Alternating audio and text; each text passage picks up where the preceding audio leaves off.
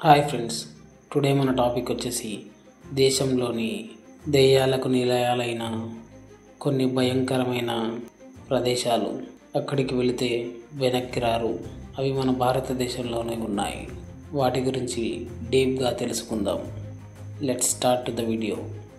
దెయ్యాలు, ఆత్మలు వంటి హాంటెడ్ ప్లేస్ల గురించి మాట్లాడితే దాదాపు అందరూ భయంతో వణికిపోతారు. కొంతమంది అలాంటి వాటిని అస్సలు నమ్మరు. అలాంటి పిచ్చినా కొడుకుల గురించి మనం పట్టించుకోకూడదు. ఇప్పుడున్న కాలంలో కొందరు ఇలాంటి మాటలు వింటే బిగ్గరగా నవ్వుకుంటారు. కేవలం కామెడీ కోసమే దయ్యం సినిమాలు చూడడానికి ఇష్టపడతారు. అయితే అలాంటి క్రీపీ స్టోరీస్, దయ్యాలు పరిపాలించే కొన్ని ప్రదేశాలు కూడా నిజంగా ఉన్నాయంటే ఎవ్వరూ నమ్మలేరు. ఇందులో మొదటిది రూప్కుండ్ సరస్సు. హిమాలయాలోని రూప్కుండ్ సరస్సు శాపంగా పరిగణింపబడుతుంది. సరస్సు చుట్టూ మగాస్తి పంజరాలు ఉన్నాయని చెబుతుంటారు. దీనికి కారణం ఇక్కడి స్వయంకృతాపరాధమేనని ప్రజలు విశ్వసిస్తారు. ఉత్తరాఖండ్లోని ఈ సరస్సు దగ్గరకు వెళ్ళేందుకు ఎవరు సాహసించరు. మరికొందరు అక్కడికి ఒక్కసారైనా వెళ్ళి రావాలని ఆశిస్తుంటారు.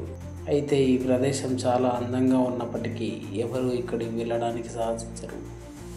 ఇక రెండవది జార్ఖండ్లోని పితౌరియా గ్రామం. ఇక్కడ దయ్యాలు సంచరిస్తాయని ప్రజల నమ్మకం. ఇది రాంచీ నుండి 20 కిలోమీటర్ల దూరంలో ఉన్న ఈ గ్రామాన్ని అభిశప్త గ్రామంగా పరిగణిస్తారు. అంటే అన్యాచురల్గా ఉంటుందని ఇక్కడ వివరణ. ఇక్కడ విశ్వనాథ్ అనే వ్యక్తి ఉరిశిక్ష పడ్డాడని చెబుతారు. దాంతో అతడు ఈ ఊరిలో ఎప్పుడూ పిడుగులు పడుతుంటాయని శపించాడని ఇక్కడ వారు చెబుతుంటారు. అప్పటి నుండి ఈ గ్రామం నిర్మానుషంగా మారిపోయింది. శాపానికి భయపడి గ్రామస్తులు గ్రామం విడిచి వెళ్ళిపోయారు. అప్పటి నుండి ఈ గ్రామంలో ఎవరూ నివసించడం లేదు. ఈ గ్రామానికి ఎవరు వెళ్ళే సాహసం కూడా చేయరు. ఇక మూడవది రాజస్థాన్లోని మరొక ప్రదేశం. ఈ ప్రదేశం పేరు భంగర్ కోట. ఈ ప్రదేశం భారతదేశంలో అత్యంత శాపగ్రస్తమైన ప్రదేశంగా పరిగణింపబడుతుంది.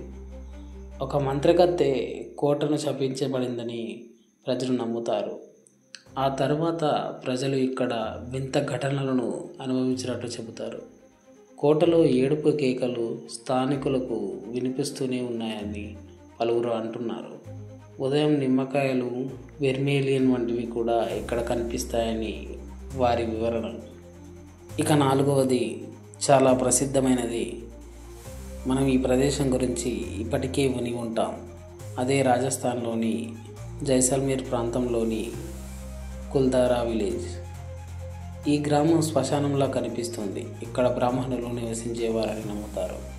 కానీ ఈ ప్రాంతానికి చెందిన దివాన్ మాత్రం ఆ ఊరి ఆడపిల్లలపై కన్నేసిన ఒక వ్యక్తి తమ కుటుంబాల్లోకి మహిళలను రక్షించడం కోసమే అక్కడి నుండి ప్రజలు పారిపోయారని, దాంతో మారుతి ఈ గ్రామానికి వస్తాడని ప్రజలందరికీ ఒకేసారి కళ్ళు పోతాయని శపించారు.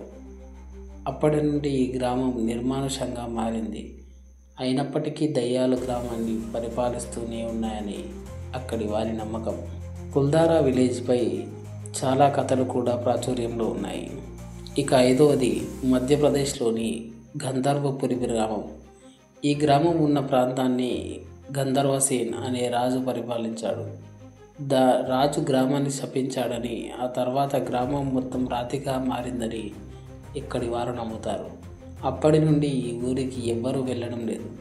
పొరపాటున అటువైపు ఈ ఊరిలో స్థిరపడాలని ఎవరు అనుకోరు. ఇక ఆరవది డూమాన్ బీచ్. డూమాన్ బీచ్ వద్ద అలల శబ్దం కొన్నిసార్లు గుసగుసలతో అంతరాయం కలిగిస్తుంది. కొందరు చెప్పేది జీవించి ఉన్నవారు కాదు. ఈ బీచ్ ఒకప్పుడు హిందూ సమాధి స్థలం మరియు సూర్యాస్తమయం సమయంలో ఆకాశం ఎర్రగా మారినప్పుడు ఆ విరామం లేని ఆత్మలు గాలిలో ప్రయాణిస్తాయని చాలామంది అక్కడున్నవారు చెప్తున్నారు. అదృశ్యాలు మరియు వింత నవ్వులు కథలు గ్రామం నుండి నగరానికి పాకుతూ వస్తున్నాయి. భారతదేశంలో అత్యంత ప్రమాదకరమైన ప్రాంతాల్లో ఇది కూడా ఒకటి. ఇక 7వది శనివారవాడ. ఇది పూణేలో ఉంది. ఈ గొప్ప కోట మరాఠా చరిత్రలో ఒక చిన్న భాగం మాత్రమే కాదు, భారతదేశంలో అత్యంత పురావృతమయ్యే నిజమైన దయ్యాల కథలలో ఒకటి కూడా ఇక్కడ ఉంది. ఈ గోడల లోపల భయంకరమైన విధిని ఎదుర్కొన్నట్లు చెప్పబడే యువరాజు ఆయన యొక్క భయంకరమైన కేకలు పౌర్ణమి రోజుల్లో వినిపిస్తాయని పుకార్లు ఉన్నాయి.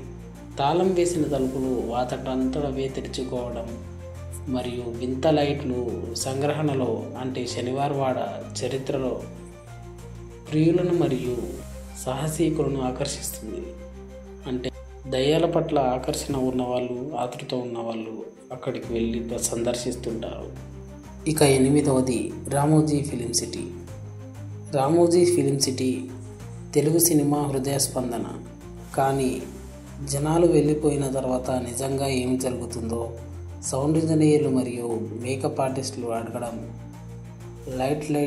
లైట్లన్నీ క్రాష్ అవ్వడం, ఖాళీ స్టూడియోల్లో స్వరాలు మరియు తమ వెనుక ఎవరో చూసి తిరిగితే ఏమీ దొరకని అదనపు వ్యక్తుల గురించి వారు మనకు చెబుతూనే ఉంటారు. ఈ ఆన్సెట్ దయ్యాలు రామోజీని భారతదేశంలో దయ్యాల ప్రదేశంగా పరిగణిస్తూ ఉన్నాయి. ఇక 9వది డౌ హిల్, పశ్చిమ బెంగాల్లో ఉంది. విక్టోరియా బాలుర పాఠశాల సీజన్ కోసం మూసివేయబడుతున్నప్పుడు కుర్సియాంగ్లోని కొండల నుండి పొగమంచు క్రిందకి వస్తుంది మరియు కథలు పొగమంచు గుండా జారిపోతాయి. ఖాళీ కారిడార్లో అడుగుజాడలు మరియు తలలేని సంచరిస్తున్న బాలుడి భయంకరమైన కథ కేవలం పాఠశాల ప్రాంగణంలోని గాసిప్ కథను స్థానికులు ప్రమాణం చేశారు. ఈ అడవుల రహస్యాలతో దట్టంగా ఉన్నాయి. భారతదేశంలో అత్యంత భయానక ప్రదేశాల్లో డౌ హిల్ కూడా ముఖ్యమైనది. ఇక 10వది మాల్చా మహల్ ఇన్ ఢిల్లీ. ఢిల్లీలోని దట్టమైన అడవుల లోతుల్లో మాల్చా మహల్ ఉంది. దీని విషాద చరిత్ర కోసం కనీసం దాని దయ్యాల కథల వలె ప్రసిద్ధి చెందింది. ఒకప్పుడు రాజకుటుంబానికి వేట వసతి గృహంగా ఉన్న ఇది తరువాత బహిష్కరింపబడింది. యువరాణి మరియు ఆమె కుటుంబానికి ఒంటరిగా నివాసంగా మారింది. వారు కంటికి కనిపించకుండా జీవించి మరణించారు. నేడు మైదానాలు, ఇనుప గేట్లు మరియు కాపలా హెచ్చరికలతో మూసివేయబడ్డాయి. కానీ ఆసక్తికరమైన సందర్శకులు లోపల నుండి శబ్దాలు వింటారని మరియు విరిగిన కిటికీల వద్ద కదలికలు, ఆత్మలు కనిపిస్తాయని పేర్కొన్నారు. దయ్యాలు లేకపోయినా ఒంటరితనం, నష్టం మరియు క్షణం యొక్క విలువ. రాత్రి తర్వాత ఈ హాల్లో ఏమి జరుగుతుందో ఇప్పటికీ తెలియకుండా పోయింది.